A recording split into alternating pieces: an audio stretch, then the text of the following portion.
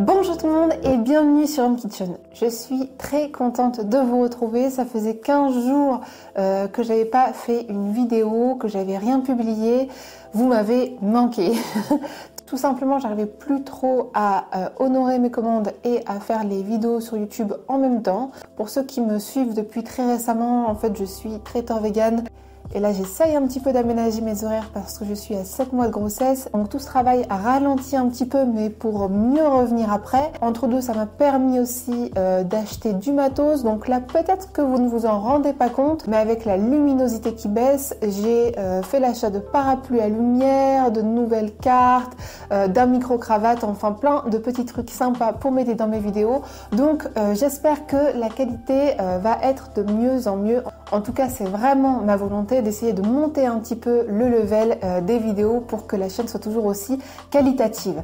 Donc aujourd'hui, qu'est-ce qu'on va faire? Alors de mémoire déjà, on devait se faire une vidéo sur les loukoums et donc on va la rattraper cette vidéo, on va se la faire. C'est une petite recette, je trouve, qui n'est pas non plus sans rapport avec les temps qui arrivent. Si vous êtes comme moi, vous aimez bien faire toutes sortes de petites friandises, toutes sortes de petits gâteaux pour les fêtes de fin d'année, des petits pains d'épices, ce genre de choses. Donc là, je pense que les semaines prochaines, on va faire voilà, des recettes de fin d'année. Pourquoi pas essayer du stollen, du nougat. Enfin, en tout cas, là, je suis dans une vibe un petit peu sucrée. Donc on va s'attaquer à cette recette qui peut se décliner selon les goûts. Les loukoums, ça peut se faire avec du citron, avec de la grenade, avec différents jus, différentes sortes. Il y a plein de variétés différentes. Nous, aujourd'hui, on va faire des loukoums à la grenade et à la pistache.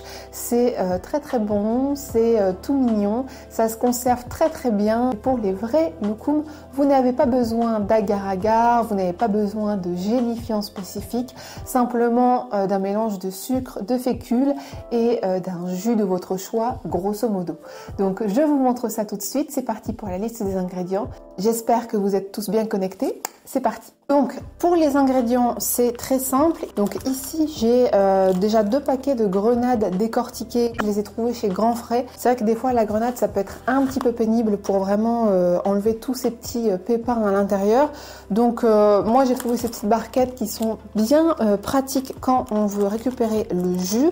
Sinon après il peut y avoir vraiment des sirops concentrés etc.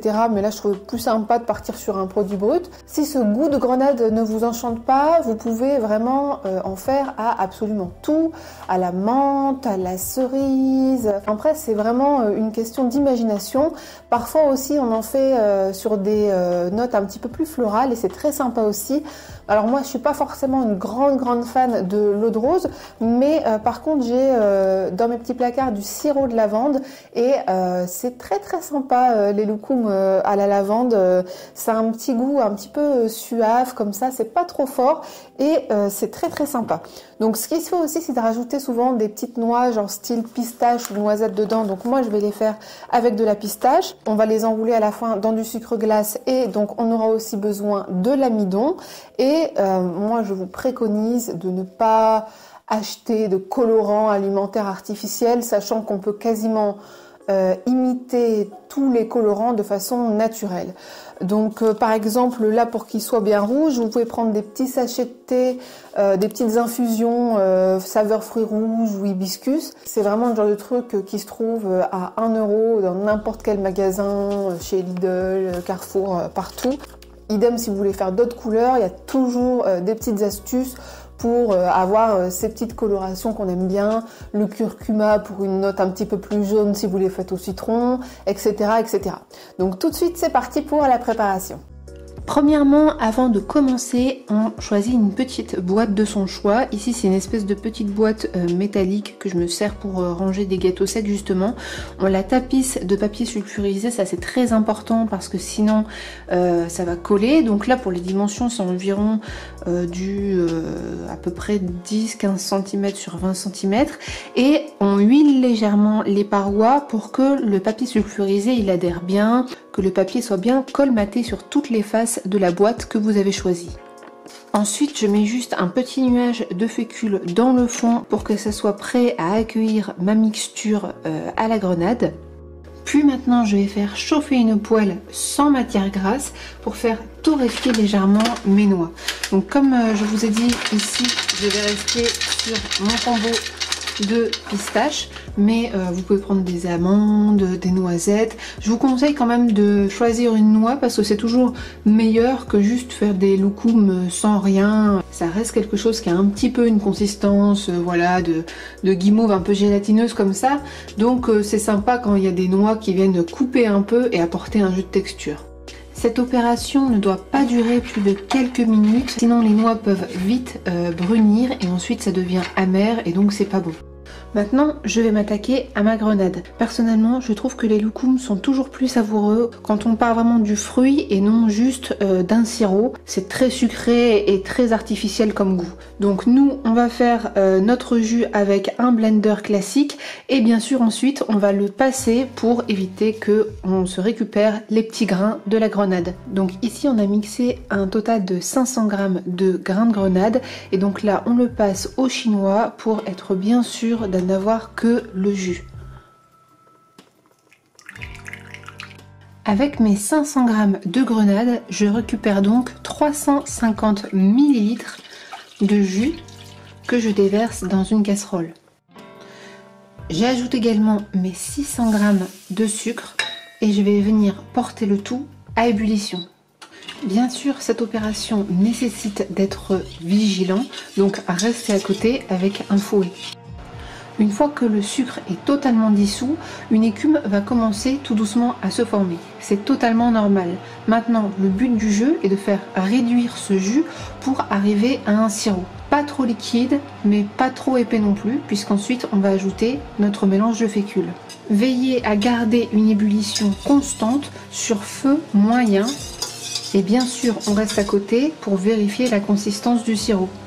Pendant que ce sirop termine de réduire, on prépare 150 g donc de fécule de maïs dans une coupelle à part. Moi j'ai préparé ici dans un verre doseur 250 ml de thé. En fait, comme je vous ai dit, j'ai fait infuser du thé à l'hibiscus qui va rajouter une petite note en plus et une coloration bien rouge. On va diluer les deux avec un fouet. Bien sûr, vous attendez que le thé a refroidi parce que sinon ça va faire des grumeaux hein, si vous essayez de mélanger de l'eau chaude avec de la fécule. Et maintenant on retourne à notre petite casserole de sirop. Il faut que ça ait réduit d'au moins une moitié. Et pour regarder si c'est bien sirupeux, on peut en prélever une petite goutte dans une coupelle à part.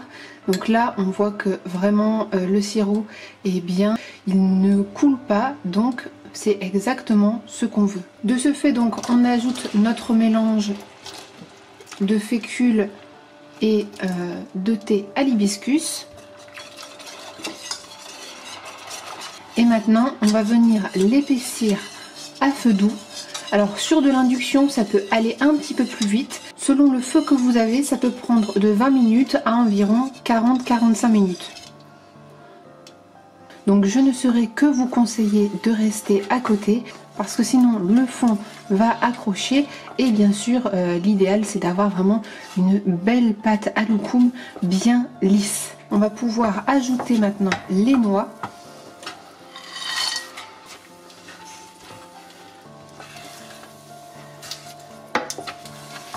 Et déverser le tout dans notre moule. Donc le truc après c'est d'arriver à bien lisser avec le dos d'une cuillère ou une spatule. Et maintenant on n'a plus qu'à attendre que ça refroidisse et que ça sèche pendant 24 heures. Alors bien sûr les loukoums qui sont sans colorant artificiel ne sont peut-être pas aussi rouge vif que ceux du commerce, mais moi je trouve qu'on obtient quand même une jolie couleur naturelle, un petit peu violacée, bordeaux, très sympa. Donc on va placer ça pour une bonne nuit au frigo. L'idéal c'est même de les laisser 24 heures, comme ça ils durcissent vraiment bien. Après on n'attend vraiment pas que les loukoums deviennent durs, vraiment comme une consistance qui aurait pris avec de l'agar-agar, mais vraiment quelque chose qui va s'étendre comme de la guimauve quand on le presse. Donc normalement, si vous avez bien fait réduire votre sirop et que la maïzena a bien pris, on a une texture à la sortie du frigo qui est bien ferme. On reste sur quelque chose qui est un peu moelleux, même si ça se tient parfaitement. Donc maintenant dans un bol, vous allez préparer 2 tiers de sucre glace pour 1 tiers de maïzena. Donc là il y a 60 g de sucre glace, 30 g de fécule. On en dispose la moitié sur une assiette. On prépare un couteau comme ceci, lisse, donc sans dents, qu'on vient tremper dans la maïzena. Du coup on vient aussi mettre notre mélange de fécule et sucre glace sur tous les bords de notre pâte à loukoum.